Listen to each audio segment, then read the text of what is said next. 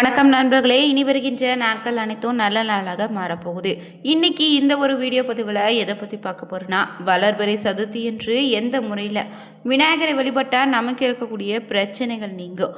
மாலை நேரத்தில் பார்த்தீங்கன்னா விநாயகருக்கு ஏற்றக்கூடிய தீபம் என்ன, இதனால் பார்த்தீங்கன்னா வீட்டில் இருக்கக்கூடிய பிரச்சனைகள் மாறி வீட்டில் சரிங்க தொழில் செய்யக்கூடிய இடத்திலும் நிம்மதி உண்டாகும், குடும்பத்தில் மகிழ்ச்சி அதிகரிக்கும். உங்களுடைய நீண்ட நாள் கனவு நிறைவேற தவறாமல் சதுர்த்தி என்று இந்த முறையில் தீபமேற்றி வழிபடுங்க. நிச்சயம் உங்களுடைய வேண்டுதல் நிறைவேறுங்க. மேலும் தனிப்பட்ட முறையில் உங்கள் ஜாதக ரீதியாக இருக்கக்கூடிய பிரச்சனைக்கு சரியான ஒரு பரிகாரத்தை பெற்றுக்கொள்ள வீடியோவில் டிஸ்கிரிப்ஷனில் ஃபோன் நம்பர் கொடுத்துருக்கோம். அந்த நம்பருக்கு நீங்கள் கால் பண்ணி தெரிஞ்சுக்கலாம். நீங்கள் புதியவராக இருந்தீங்கன்னா மறக்காமல் சேனலை சப்ஸ்கிரைப் பண்ணிவிட்டு கூடவே இருக்க பெல் பட்டனை கிளிக் பண்ணிக்கோங்க. வாங்க நண்பர்களே, வீடியோக்குள்ளே போங்க. பொதுவாகவே பார்த்தீங்கன்னா எந்த ஒரு நல்ல காரியம் நம்ம செய்வதாக இருந்தாலும் முதல்ல விநாயகரை வழிபட்டாலே செய்யக்கூடிய காரியங்களில் தடைகள் எதுவும் இருக்காதுன்னு சொல்லுவாங்க. விநாயகரை வழிபடுவதன் மூலம் நமக்கு இருக்கக்கூடிய பிரச்சனைகள் படிப்படியாக விலக ஆரம்பிக்குங்க. குறிப்பாக மாதந்தோறும் வரக்கூடிய அமாவாசை தினத்துக்கு அடுத்து 4வது திதி தாங்க இந்த வளர்பிறை சதுர்த்தின்னு சொல்லலாம். இந்த பங்குனி மாத வளர்பிறை சதுர்த்தி தினத்தில் விநாயக பெருமானை எந்த முறையில் விரதம் இருந்து வழிபட்டா நமக்கு இருக்கக்கூடிய நாகதோஷம் பிரச்சனை நீங்குன்னு முதல்ல தெரிஞ்சுக்கலாங்க. விநாயகருடைய அவதாரமே பார்த்தீங்கன்னா ஆவணி மாத வளர்பிறை சதுர்த்தி தினத்தில் அமைஞ்சிச்சு. சதுர்த்தி தினம்னா விநாயகர் வழிபாட்டிற்குரிய தினம்தாங்க. ஆனால் மாதந்தோறும் வரக்கூடிய சதுர்த்தியில் நம்ம விநாயகரை விரதம் இருந்து வழிபட அனைத்து விதமான வளங்களும் நிச்சயம் நம்ம வாழ்க்கையில் உண்டாகும். வீட்டில் பார்த்தீங்கன்னா திருமண தடை, குழந்தை பேர் கிடைப்பதில் தடை இருக்கா, சுப காரியங்களில் தடையாகவே வருதா, இப்படி பல்வேறு காரியங்களுக்கும் தடை ஏற்பட்டு கொண்டே உங்கள் வாழ்க்கையில் இருந்தால் அங்கு நிச்சயம் நாகதோஷம் இருக்குங்க. அதையடுத்து நாகதோஷத்தை போக்குவதற்கு நாகதேவதை பூஜை செய்து புற்றுக்கு பால் ஊற்றி வணங்கி வழிபடுவீங்க. அப்படி புற்றுக்கு பால் ஊற்றும் போது ஆனந்தம், வாசுகி, கிஷ்காலம், அப்ஜம், மகரி, அப்ஜன், கக்வாலம், கார்கோடன், குலிஜின், பத்மன்னே 9 நாகதேவதைகளுடைய பெயர்களை சொல்லிக்கொண்டு வழிபடுவதன் மூலம் நிச்சயம் நாகதோஷம் விலகிடுங்க.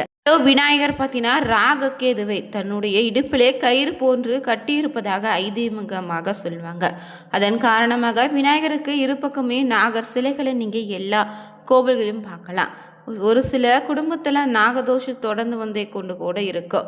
அப்படி பாதிப்படைந்தவங்க தோஷத்திலிருந்து விடுபட நினைச்சிங்கன்னா இந்த பங்குனி மாத வளர்பிறை சதுர்த்தி என்று விரதம் இருந்து வழிபடுங்க, நல்லதுங்க. இதில் ஒரு சிலர் பார்த்திங்கன்னா ஆடி மாத கருட பஞ்சமிக்கு முன்னாடியே வருகின்ற நாக சதுர்த்தி என்று நாகதோஷ வழிபாடு செய்வீங்க. ஆனால் இந்த பங்குனி மாத சதுர்த்தியில் கூட செய்தால் நாகதோஷத்தால் ஏற்படக்கூடிய பிரச்சனைகள் விலகிடுங்க. மேலும் விநாயகருக்கு உகந்த இந்த சதுர்த்தி நாளில் எந்த முறையில் நம்ம வீட்டிலேயே வழிபாடு செய்தால் நமக்கு இருக்கக்கூடிய பிரச்சனைகள் தீருன்னு தொடர்ந்து பார்க்க போகிறோங்க. திதிகளில் 4வது திதி தாங்க இந்த சதுர்த்தி. சந்திரனின் இயக்கத்தை கொண்டு நம்ம இதை கணக்கிட்டு வரோம். இது அமாவாசை பௌர்ணமிக்கு பிறகு வரக்கூடிய 4வது திதிங்க. இது விநாயகருக்குரிய வழிபாட்டு நாளுன்னு கூட எடுத்துக்கலாம்.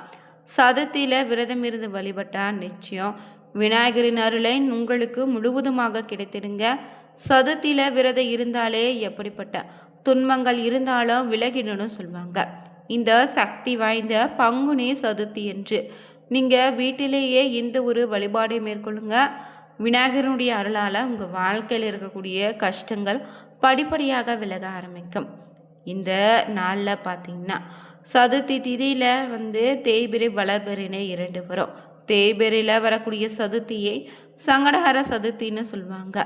இந்த நாளிலே பெரும்பாலான விநாயகருக்காக விரதம் இருந்து வழிபடுவீங்க. கஷ்டங்கள், பிரச்சனைகள், தடைகள் நீங்க வேண்டும்னா தேய்பிறையில் சங்கடஹர சதுர்த்தி என்று வழிபடலாம்.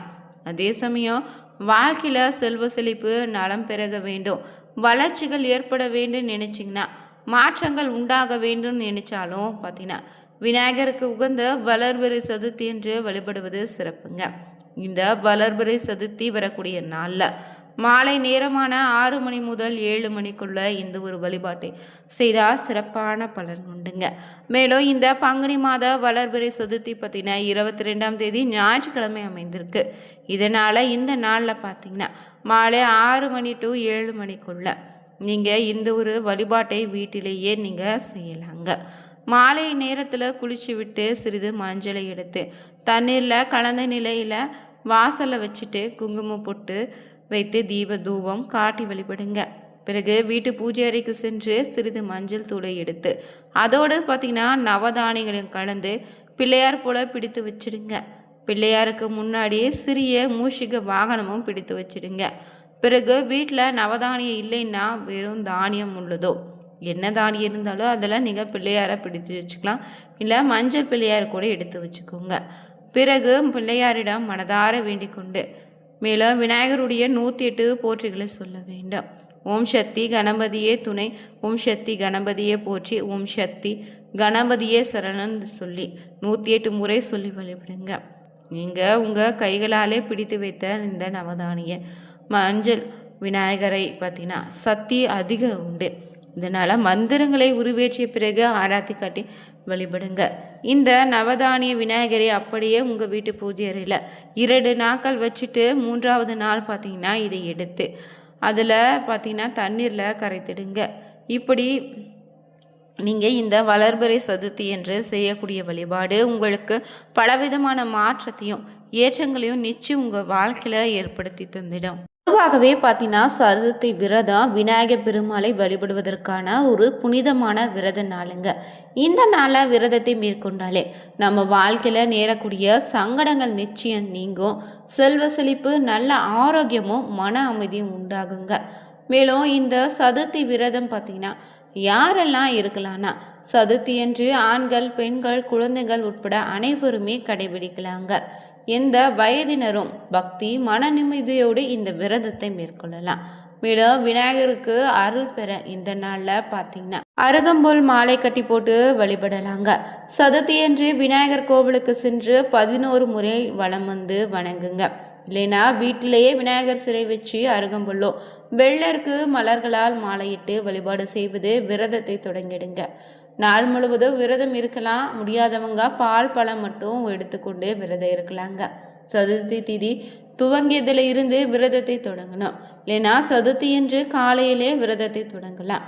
மாலையில் விநாயகர் கோவிலில் நடக்கக்கூடிய பூஜையில் கலந்து கொண்டு விரதத்தை நீங்கள் முடித்துக்கலாங்க. என்ன பொருளை இந்த நாளில் நெய்வேத்தியமாக படைத்து வழிபடலான்னு பார்த்தீங்கன்னா விநாயகருக்கு உகந்த கொழுக்கட்டை, அவள், பொரி, சர்க்கரை, பொங்கல், சுண்டல் நெய்வேத்தியமாக படைத்து வழிபடலாங்க.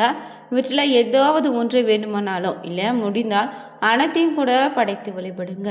மேலும் சதுர்த்தியில் விரதம் இருக்குவங்க காலை மாலை 2 வேளைகளும் வீட்டிலேயே விநாயகர் படத்துக்கு முன்னாடி விளக்கேற்றி வழிபட வேண்டும். மலர்களும் அருகம்புல் மாலையை விநாயகர் அலங்கரித்து விநாயகருக்குரிய மந்திரங்கள் இல்லைனா பாடல்களை பாடி தீபமும் தூபத்தால் ஆராதனை செய்து பூஜை செய்யலாம். மேலும் சங்கு விநாயகரை வைத்து வழிபட்டிங்கன்னா சிறப்பான பலன் உண்டுங்க. மேலும் இந்த நாளில் பூஜை முடித்த பிறகு தயாரித்த பிரசாதத்தை வீட்டில் அருகில் இருக்கக்கூடிய குழந்தைகள் இல்லைன்னா கோவிலில் வரக்கூடிய பக்தர்களுக்கு கொடுக்கலாம். சதுர்த்தி அன்று பிரசாதம் வழங்குவதால் பார்த்திங்கன்னா உங்களுக்கு புண்ணியத்தை அளிக்குங்க. இது வாழ்க்கையில் நன்மைகளை கொண்டு வந்து சேர்க்கும். இந்த நாளில் விரதம் இருந்து வழிபடுவதால் பார்த்திங்கன்னா வாழ்க்கையில் இருக்கக்கூடிய குழப்பங்கள் நீங்கும், கஷ்டங்களும் கிரக தோஷங்கள் விலகும், சங்கடங்கள்னு எந்த விதமான செழிப்பும் செல்வங்களும் வாழ்க்கையில் உண்டு. இதனால் மனதில் பார்த்திங்கன்னா நிம்மதி உண்டாகும். மாலை நேரத்தில் 6 மணிக்கு பிறகு அருகம்புல்லையும் பூக்களையும் கொண்டு விநாயகருடைய திருவுருவ படத்திற்கு அலங்காரம் செய்து தீபம் ஏற்றி வழிபடுங்க. வலது கையில் சிறிதளவு அருகம்புல்லும் 1 ரூபாய் நாணயத்தை 2ஐயும் ஒன்றாக வைத்து இறுக மூடிட்டு விநாயகரை மனதார நினைச்சு கொண்டு வாழ்க்கையில் எல்லா வளமும் நலமும் ஐஸ்வர்யமும் ஆரோக்கியமும் ஊற்றெடுத்து பெருகி கொண்டே செல்ல வேண்டுன்னு மனதார வேண்டிக்கிட்டு மன நிறைவோடும் சந்தோஷத்தோடும் வாழ்க்கையில் முன்னேற்றத்திற்கும் வளர்ச்சிக்கு என்ன தேவையோ அனைத்தையும் விநாயகரிடம் நீங்கள் கேட்கலாம். பிறகு விநாயகருக்கு பார்த்தீங்கன்னா ஓம் ஸ்ரீ மகா செல்வ கணபதியே போற்றி எனும் மந்திரத்தை 108 முறை உச்சரித்துட்டு அதன் பின்பு உங்கள் கையில் இருக்கக்கூடிய அருகம்புல்லை விநாயகரின் பாதத்தில் வச்சிடுங்க. நிறைவாக நீங்கள் தீப தூப ஆராதனை காட்டி உங்களுடைய பூஜையை நிறைவு செய்துக்கலாம். முடிந்த உடனே இந்த பூஜையை முடித்துட்டு 1 ரூபாய் நாணயத்தை கொண்டு போய் விநாயகர் கோவிலில் உண்டியில் போட்டுடுங்க. முடியாதவங்க நீங்கள் கோவிலுக்கு செல்லும்போது போட்டுடலாம். இது விநாயகர் உண்டியலில் தான் போடணும்.